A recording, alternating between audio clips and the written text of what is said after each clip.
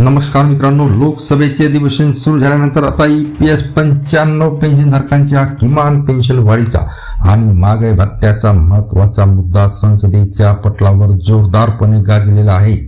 लाखो वृद्ध पेन्शनधारकांच्या या प्रश्नावर अखेर सरकारकडून काय उत्तर आले आहे, आजच्या या व्हिडिओमध्ये आपण सविस्तर पाहणार आहोत. व्हिडिओ शेवटपर्यंत नक्की पहा.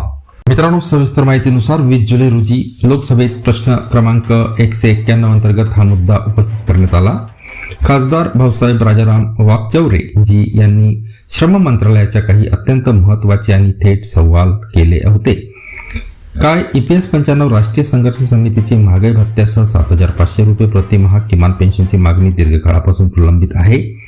दुसरा होता, सध्या मिळणारी 1,000 ते 2,000 रुपये प्रतिमाह पेन्शन वृद्ध श्रमिकांचे सन्मानजनक जीवन सुनिश्चित करण्यासाठी अपुरी आहे का? आणि तिसरं होतं, तसेच पेन्शन वाढवण्यासाठी सरकार बजेटमध्ये अतिरिक्त निधी किंवा पुनर्गठनावर विचार करत आहे का? आणि यावर अंतिम निर्णय कधीपर्यंत अपेक्षित आहे? सरकारचे उत्तर आणि सद्यस्थिती काय आहे पहा मित्रांनो.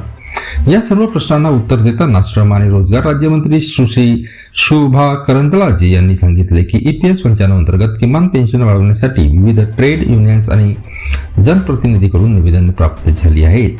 ही योजना निश्चित अंशदान आणि निश्चित लाभांची सामाजिक सुरक्षा योजना असल्याचे त्यांनी स्पष्ट केले, ज्यामध्ये नियोक्ताकडून 8.33% आणि केंद्र सरकारकडून 1.16% अंशदान दिले जाते. सध्या सरकार बजेट सहाय्यामधून 1,000 रुपये प्रति महिना किमान पेन्शन प्रदान करत आहे. परंतु सर्वात मोठी खंत म्हणजे विचारलेल्या मूळ प्रश्नापैकी कोणत्याही एकाही प्रश्नाचे ठोस किंवा समाधानकारक उत्तर सरकारकडून मिळाले नाही. जुनाच रेटावलेला युक्तिवाद पुन्हा समोर आल्याने 7,500 रुपये पेन्शनबाबत नेमकी काय कार्यवाही सुरू आहे हे अजूनही अंधारातच आहे. तर मित्रांनो, संसदेच्या या घडामोडीवर तुमचे काय मत आहे? सरकारकडून 7,500 रुपये पेन्शन आणि महागाई भत्त्याबाबत सकारात्मक निर्णय घेतला जावा का?